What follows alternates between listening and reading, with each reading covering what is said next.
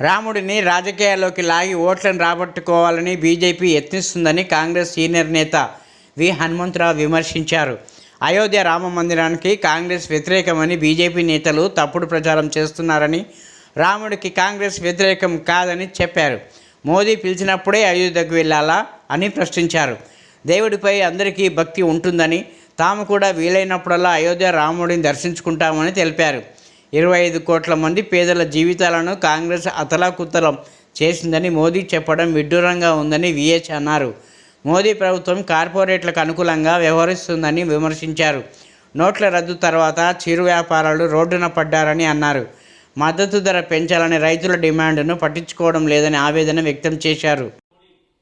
అవునండి, రామునికి మాకు పంచాయతీ పెట్టాలని చూస్తున్నావురా బాబు. రాముడు దేవుడే. మేము ఎప్పుడు వాళ్ళు అంటే మేము ఫోటోలంతా మేము ధర్మాన్ని మేము పాటిస్తలేమనేది తప్పుడు ప్రచారం.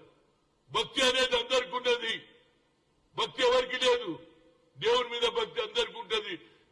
నువ్వు పిలిచినప్పుడు పోకపోతే మేము ఏది రామునికి వ్యతిరేకమని చిత్రీకరించి ఓట్లు తీసుకుంటున్నా అనేది నా ఉద్దేశం. Thank you.